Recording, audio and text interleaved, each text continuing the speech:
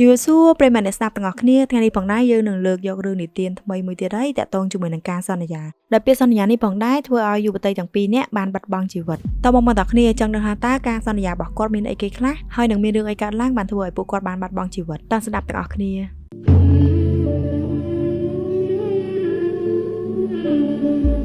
សូមស្វាគមន៍ប្រិមត្តអ្នកស្ដាប់ទាំងអស់គ្នាជួបគ្នាម្ដងទៀតហើយនៅក្នុងរាត្រីទី7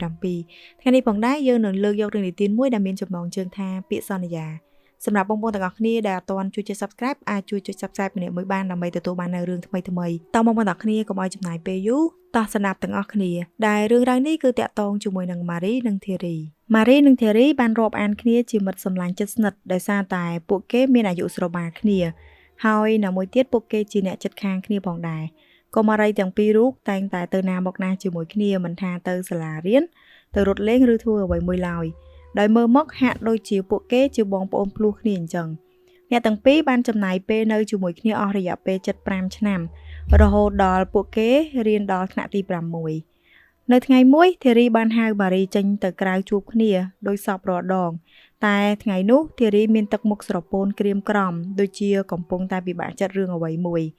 Marieឃើញមិត្តរបស់ខ្លួនដូច្នោះក៏មិនទាន់សួរនាំអ្វីដែរដោយនាងបានជិះកង់ជាមួយនឹងThierryទៅដល់ដើមជ្រៃធំមួយដោយអត់ទ្រាំនឹងបរិយាកាសស្ងាត់មិនបានThierryក៏ដាច់ចិត្តសួរមិត្តរបស់ខ្លួនក្នុងលក្ខណៈព្រួយបារម្ភThierryឯងកើតអីហ្នឹងហើយថ្ងៃនេះមិនបានជាធ្វើទឹកមុខអញ្ចឹងThierryក៏បានមើលមកកាន់មិត្តសម្លាញ់របស់ខ្លួនហើយនាងក៏ដកដង្ហើមធំហើយឆ្លើយតបថាគ្នាហៅឯងមកនេះដើម្បីចង់ប្រាប់រឿងមួយឲ្យឯងបានដឹងរឿងអីទៅប៉ាម៉ាក់គ្នាចិត្តរើផ្ទះទៅនៅរាជធានីភ្នំពេញហើយរើផ្ទះមិនចឹងប៉ារបស់គ្នាត្រូវមេគាត់តែងតាំងតួនាទីថ្មីឲ្យហើយការងារតម្រូវឲ្យគាត់ទៅធ្វើការនៅឯទីក្រុងម៉ារីរៀបនឹងជំនួសមិត្តរបស់ខ្លួនស្រាប់តែនាងបានចាប់អារម្មណ៍ថាបើThierryរើផ្ទះដូច្នោះមានន័យថាពួកគេទាំងពីរនាក់នឹងលែងបាននៅក្បែរគ្នាទៀតហើយThierryដែលឃើញទឹកមុខរបស់Marieបានចាប់ប្រែប្រួលនាងក៏យល់ថាមិត្តរបស់ខ្លួនក៏បានគិតដូចអ្វីដែលនាងកំពុងតែគិតដែរបន្ទាប់មកMarieក៏និយាយវិញថា Thierry មិនថាយើងឃ្លាតពីគ្នាយ៉ាងណាក៏ដោយក៏យើងនៅតែជាមិត្តគ្នារហូតដែរណាឯងអាចសន្យាជាមួយនឹងយើងបានអត់គ្នាសន្យាយើងនឹងធ្វើជាមិត្តគ្នារហូតមិនថារួមសុខរួមទុក្ខឡើយMarieឯងអាចសន្យានឹងគ្នាមួយបានទេឯងនិយាយមកយើងជាមិត្តនឹងគ្នាឯងកុំក្រាញ់ចិត្តអីThierryសម្លឹងមើលមុខMarieមួយសន្ទុះហើយនាងក៏និយាយដោយទឹកមុខមាំថាថ្ងៃក្រោយទៅមិនថាមានរឿងអ្វីក៏ដោយឯងត្រូវសន្យានឹងគ្នាថានឹងមិនបោះបង់គ្នាចោលទេមិនថាម្នាក់ណាស្លាប់អ្នកដែលរស់នៅត្រូវស្លាប់ទៅតាមក្រោយដាច់ខាតមិនអាចបោះបង់គ្នាបានទេMarieរៀងភាំងបន្តិចនឹងសម្ដីរបស់Thierryតែដោយសារតែភាពក្មេងខ្ចីមិនទាន់ចេះពិចារណាបាត់គ្រប់ជ្រុងជ្រោយនាងក៏បានតបវិញថាបានគ្នាសន្យាយើងទាំងពីរនាក់បើរស់នៅជាមួយគ្នាប៉ុន្តែបើសិនជាស្លាប់គឺយើងត្រូវតែស្លាប់ទាំងអស់គ្នាមួយសប្តាហ៍ក្រោយមកគ្រួសាររបស់Thierryក៏បានរើចេញទៅនៅឯរាជធានីភ្នំពេញហើយតាំងពីពេលនោះមកMarieក៏នៅម្នាក់ឯងតែពួកគេទាំងពីរតែងតែឆាតសួរសុខទុក្ខគ្នាទៅវិញទៅមកជាប្រចាំរហូតដល់ពួកគេទាំងពីរប្រឡងចប់ថ្នាក់ទី12បន្ទាប់ពីបានចូលរៀននៅមហាវិទ្យាល័យមកដោយសារតែការវិភាគរបស់គេរវល់រៀងៗខ្លួនអ្នកទាំងពីរក៏ចាប់ផ្ដើមលែងសូវមានទំនាក់ទំនងដូចកាលពីមុនទៀតដោយកាត់បន្ថយពីមួយសប្តាហ៍មកជា2ទៅ3ថ្ងៃរហូតដល់ស្ទើរតែមិនដែលបានឆាតសួរនាំគ្នាអស់រយៈពេល1ខែក៏មានដែរ2ឆ្នាំក្រោយមកនៅយប់ថ្ងៃមួយMarieដែលកំពុងរៀបចំធ្វើកិច្ចការសាលាឆ្នាំទី2របស់នាងស្រាប់តែទទួលបានការហៅទូរស័ព្ទចូលមក Thierry ជាមិត្តសម្លាញ់របស់នាងដែលមិនធ្លាប់បានតាក់ទងគ្នាជិត2ឆ្នាំមកហើយMarieរៀងហាក់ចម្លែកបន្តិចតែនាងក៏មិនបានគិតអីច្រើនដែរដោយនាងគិតថាប្រហែលជាមិត្តរបស់ខ្លួននឹងទៅនាងខលមកលេងMarieក៏បានលើកទូរស័ព្ទ Hello Thierry ពេលនោះ Thierry បានឆ្លើយតបនឹងសម្លេងខ្សោយៗថាចាគឺគ្នា Thierry ឯងសុខសប្បាយអត់យើងទាំងពីរនាក់ខានតាក់ទងគ្នាយូរហើយគ្នាអត់អីទេ Thierry ឯងកាត់អីហ្នឹងឯងឈឺមែនមិនអីទេមកពីគ្នាមិនស្រួលខ្លួននិយាយអញ្ចឹងឯងបានចាំសន្យាដែលយើងបានសន្យានឹងគ្នាកាលពីក្មេងអត់ថយមិនចាំបើឯងជាមិត្តសម្លាញ់របស់យើងហ្នឹង ល្អអីចឹងឯងកុំភ្លេចណាបើរស់ទាំងពីរនាក់តែបើសិនជាស្លាប់គឺយើងត្រូវតែស្លាប់តាមគ្នាណានិយាយរួចធីរីក៏ចុចទូរស័ព្ទបិទដោយបន្សល់ឲ្យម៉ារីនៅគិតម្នាក់ឯងម៉ារីឆ្ងល់មែនតែនហើយនាងគិតថាមិត្តរបស់នាងហាក់ដូចជាមានរឿងអ្វីមួយបានជាគេនិយាយស្ដីចម្លែកម៉ារីប្រុងនឹងហៅទូរស័ព្ទទៅកាន់ធីរីវិញហើយស្រាប់តែមិត្តរួមថ្នាក់របស់នាងបានទូរស័ព្ទមកសួរសុខទុក្ខអំពីកិច្ចការសាលារបស់នាងដោយសារតែរវល់ពន្យល់អំពីកិច្ចការសាលានាងក៏បានភ្លេចគិតនៅសម្ដីចម្លែករបស់មិត្តនៅក្នុងយប់នោះលុះព្រឹកឡើងដោយសារតែសប្តាហ៍នេះមានការប្រឡងបញ្ចប់ឆមាសម៉ារីក៏បានបំភ្លេចរឿងរ៉ាវការពីយប់មិញចោលទាំងអស់ដើម្បីផ្ដោតអារម្មណ៍តែលើការប្រឡងមួយសប្តាហ៍កន្លងផុតទៅសុកម៉ារីក៏បានស្រាប់តែមានអារម្មណ៍ថាបាត់បង់អ្វីមួយហើយនាងស្រាប់តែមានអារម្មណ៍ថាព្រឺរងាខុសពីធម្មតាតែនាងនៅតែមិនទាន់គិតដល់សម្ដីចម្លែករបស់ធីរីឡើយក្នុងយប់នោះម៉ារីបានយល់សពថានាងកំពុងតែដេកនៅលើគ្រែរបស់នាងស្រាប់តែពេលនោះនាងមានអារម្មណ៍ថាមានអ្នកណាម្នាក់មកកេះជើងរបស់នាងម៉ារីក៏បានព្យាយាមបើកភ្នែកមើលនៅចុងជើងក៏ឃើញនារីម្នាក់កំពុងតែអង្គុយបែរខ្នងដាក់នាងម៉ារីក៏បានសួរថាណាគេហ្នឹងមិនបានជាចូលក្នុងផ្ទះរបស់ខ្ញុំចឹងនារីរូបនោះមិនបានឆ្លើយតបអ្វីដែលមកកាន់ម៉ារីវិញឡើយនៅពេលដែលម៉ារីប្រុងនឹងសួរបន្តនាងស្រាប់តែឮសំឡេងយំខ្សឹបខ្សួលដែលស្ដាប់ទៅហាក់ដូចជាប្រហែលគិតបានបន្តិចម៉ារីក៏បានបើកភ្នែកធំហើយស្រែកថាធីរីជាឯងមែនទេឯងកើតអីហ្នឹងមិនបានជាយំចឹងណាគេធ្វើបាបឯងពេលនោះធីរីក៏បានតបទាំងយំឯងដល់ពេលធ្វើការតាមសន្យារបស់ឯងហើយម៉ារីគ្នាកណ្ដោចកណ្ដែងណាស់និយាយរួចធីរីក៏បានបែរខ្លួនមកបន្តិចម្ដងម៉ារីប្រុងនឹងសួរបន្តទៅហើយតែក៏ស្រាប់តែគាំងមួយរំពេចដោយសារតែផ្ទៃមុខរបស់ធីរីពោពេញទៅដោយស្នាមដំបៅហើយភ្នែករបស់នាងឡើងសឯសក់របស់នាងបានធ្លាក់ចុះគ្របដណ្ដប់ផ្ទៃមុខរបស់នាងបន្តិចដែលមើលទៅគួរឲ្យខ្លាចព្រឺក្បាលខ្លាំងណាស់ធីរីក៏បានលើកដៃរបស់នាងឡើងក្នុងគោលបំណងឈោងទៅរកម៉ារីដែលកំពុងអង្គុយគាំងម៉ារីបានឃើញទៀតថាក្រចកដៃរបស់ធីរីវែងខុសពីធម្មតាហើយពណ៌ក្រចកវិញឡើងខ្មៅដែលហាក់ដូចជាក្រចកដៃរបស់នេះខ្មោចម៉ារីតក់ស្លុតយ៉ាងខ្លាំងហើយនាងបានប្រឹងស្រែកតែស្រែកមិនចេញឡើយដោយនាងបានត្រឹមអង្គុយមើលមិត្តរបស់នាងកំពុងតែឈោងដៃចូលមករកនាងក្នុងគោលបំណងធ្វើអ្វីមួយរំពេចនោះទូរស័ព្ទរបស់ម៉ារីក៏ស្រាប់តែរលឡើងហើយនាងក៏បានភ្ញាក់ដឹងខ្លួនម៉ារីក៏បានមើលជុំវិញខ្លួនជាពិសេសមើលចុងជើងរបស់នាងតែមិនឃើញវត្តមានរបស់ធីរីឡើយហើយនាងក៏បានគិតថាប្រហែលជានាងយល់សប្តិអាក្រក់ហើយមើលទៅម៉ារីក៏បានមើលទូរស័ព្ទរបស់នាងឃើញថាម៉ាក់របស់នាងបានទូរស័ព្ទមកហើយនាងក៏បានលើកនិយាយឆ្លើយឆ្លងដោយម៉ាក់របស់នាងហៅនាងឲ្យទៅហូបបាយម៉ារីក៏តបថានាងមិនទៅទេដោយសារតែមិនឃ្លានហើយណាមួយមិនសូវស្រួលខ្លួនផងដែរចង់ដេកឲ្យបានច្រើននិយាយរួចនាងក៏បានបិទទូរស័ព្ទហើយទៅដេកទៅវិញ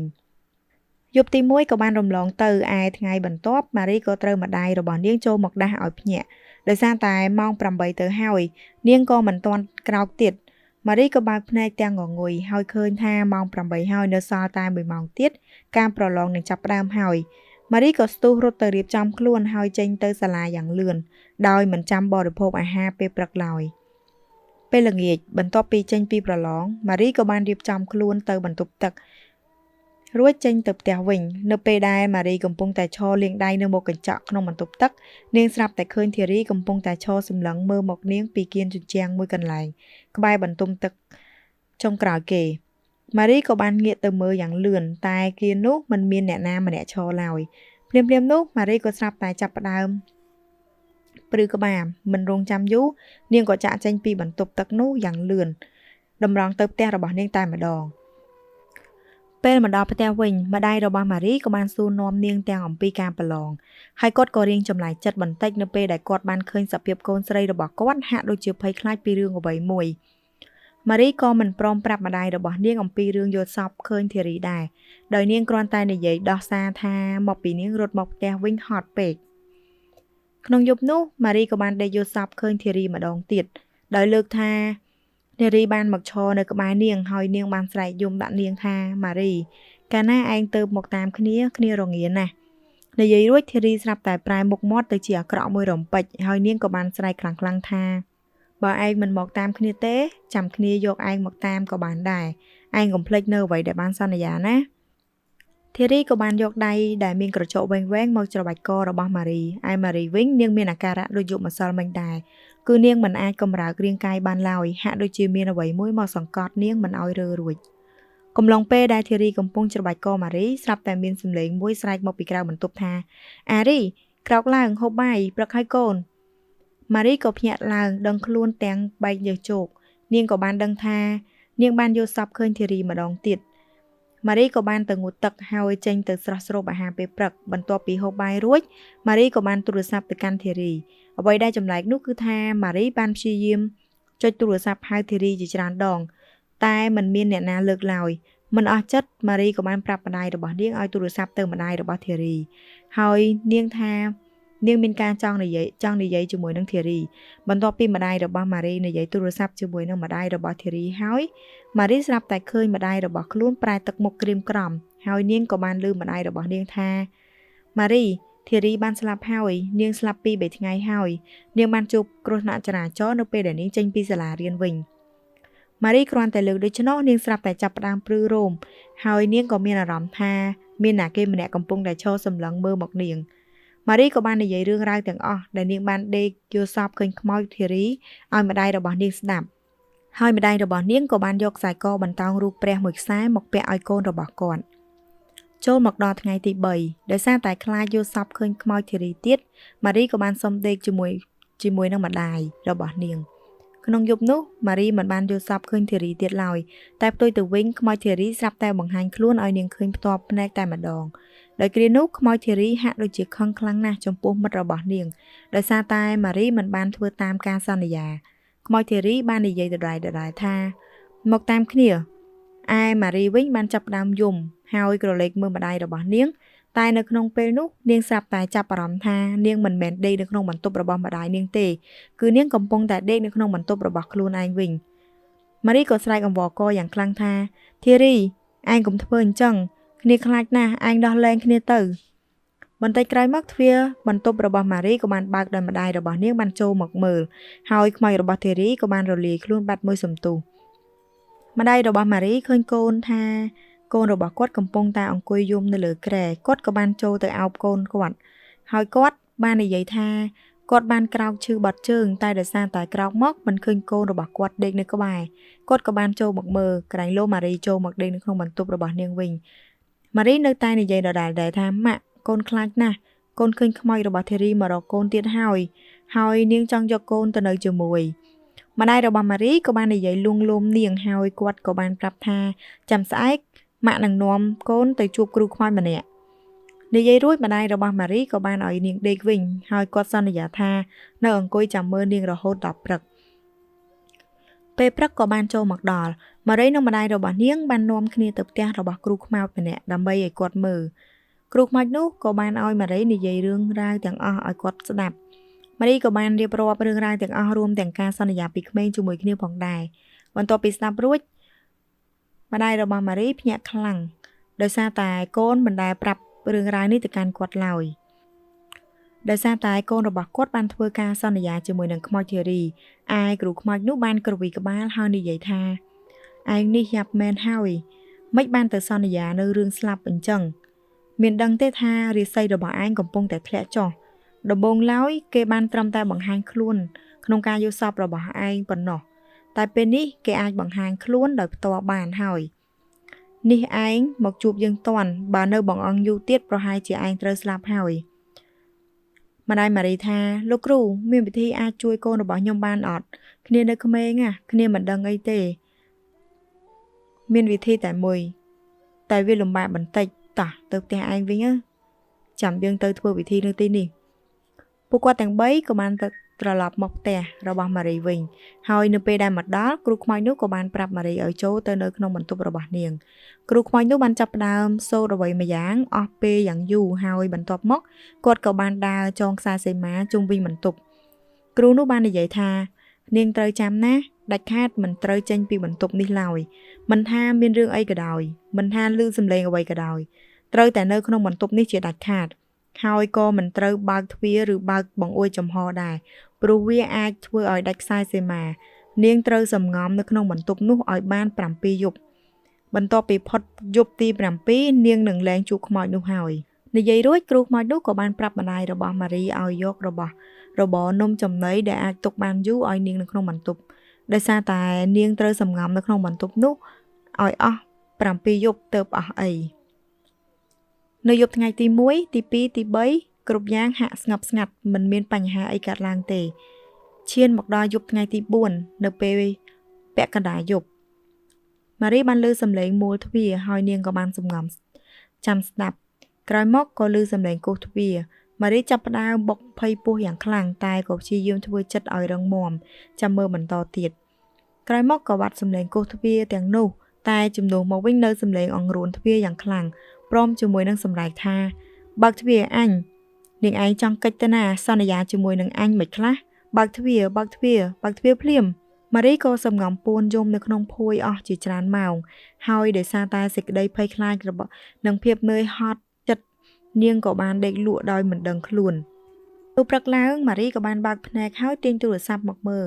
ម៉ោងឃើញថាពេលនេះម៉ោង8ហើយក្នុងពេលនោះម៉ារីក៏បានឮសំឡេងគោះទ្វារម្ដងទៀតតែម្ដងនេះនាងបានឮសំឡេងម្ដាយរបស់នាងដែលគាត់បានមកសួរសុខទុក្ខនាងក្នុងន័យព្រួយបារម្ភម៉ារីក៏ប្រាប់ទៅម្ដាយរបស់នាងថាមិនអីទេនាងគ្រាន់តែងងុយដេកប៉ុណ្ណោះកាត់រំលងមកដល់ពេលយប់ដែលត្រូវជាយប់ថ្ងៃទី5លុះមកដល់ពាក់កណ្ដាលយប់នេះម៉ារីក៏បានភ្ញាក់ដោយសារតែឮសំឡេងដើរជុំវិញផ្ទះរបស់នាងបន្ទាប់មកនាងក៏ឃើញមានបង្អួចហើយ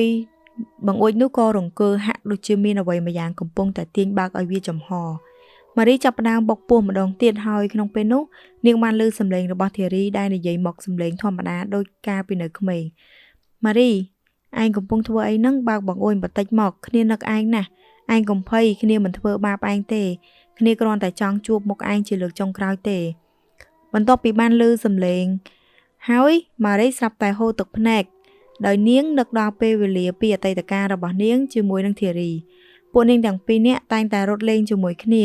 ហើយមិនហាមមានអ្វីក៏ដោយនាងតែងតែចែករំលែកឲ្យគ្នាទៅវិញទៅមកខ្មោចធារីក៏បាននិយាយបន្តទៀតថាឯងភ្លេចហើយមែនទេថាយើងជាមិត្តល្អនឹងគ្នាទោះមានរឿងអីក៏ដោយក៏មិនចោលគ្នាដែរយ៉ាងហោចណាស់ឯងគួរតែបើកបង្អួច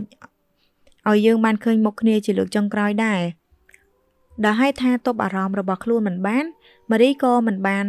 នឹកដល់សម្ដីលោកគ្រូខ្មោចថាដាច់ខាតកុំបើកបង្អួចឬទ្វារឲ្យសោះដោយនាងបានឈោងដៃទៅដោះកន្លឹះហើយរុញបង្អួចបើកចំហគ្រាន់តែបង្អួចចំហភ្លាមក្នុងបន្ទប់របស់ធារីស្រាប់តែចុះត្រជាក់យ៉ាងខ្លាំងហើយនាងចាប់ផ្ដើមព្រឺឆ្អឹងខ្នងដោយនាងមានអារម្មណ៍ថាមាននរណាម្នាក់កំពុងតែឈរពីក្រោយខ្នងរបស់នាងម៉ារីក៏បានបែរមើលក្រោយយឺតហើយនាងស្រាប់តែបានឃើញខ្មោចធារីក្នុងសភាពគួរឲ្យខ្លាចដោយមុខរបស់នាងម្ដងនេះសុទ្ធតែខ្ទុះហើយបើកភ្នែកធំមើលមកនាងបន្ទាប់មកនាងក៏បានឮសំឡេងដ៏ក្រលួចចូលមកត្រចៀករបស់នាងថាឲ្យគ្នាសុំទោសផងគ្នាត្រូវតែយកឯងទៅនៅជាមួយលុះព្រឹកឡើងម្ដាយរបស់ម៉ារីក៏បានទៅគោះទ្វារបន្ទប់ម៉ារីអស់មួយសន្ទុះដោយមិនឮសំឡេងកូនគាត់តបវិញគាត់ក៏បានទាញយកទូរស័ព្ទចុចទៅកូនរបស់គាត់បន្ទាប់មកគាត់ក៏បានឮសំឡេងទូរស័ព្ទប្រូរបស់ម៉ារីនៅក្នុងបន្ទប់គាត់ក៏បានចាប់ផ្ដើមស្រែកផងអង្រួនទ្វារផងតែនៅតែមិនមានចម្លើយតបមកវិញម្ដាយម៉ារីចាប់ផ្ដើមមានអារម្មណ៍មិនល្អគាត់ក៏បានរត់ទៅហៅអ្នកជិតខាងឲ្យមកជួយគាស់ទ្វារ30នាទីក្រោយមកបន្ទាប់ពីបានគាស់ទ្វារបើកហើយម្ដាយរបស់ម៉ារីនិងអ្នកជិតខាងបានប្រទះឃើញម៉ារីព្យួរកនឹងធ្នឹមផ្ទះហើយម្ដាយរបស់ម៉ារីក៏បានចាប់អារម្មណ៍ដែរថាបង្អួចក្នុងបន្ទប់នោះបានបើកចំហហើយខ្សែសីមាដែលចងជុំវិញនោះក៏បានដាច់ផងដែរដោយសារតែមិនអាចទទួលយកបានម្ដាយរបស់ម៉ារីក៏បានដួលសន្លប់នៅនឹងកន្លែងមនុស្សម្នាដែលនៅក្បែរនោះក៏បានផ្អើលមកមើលកន្លែងកាត់ហេតុរួមទាំងគ្រូខ្មោចផងដែរនៅពេលដែលគ្រូខ្មោចមកដល់គាត់បានបិទភ្នែកហើយក្រវីក្បាលដោយនិយាយថាកម្ម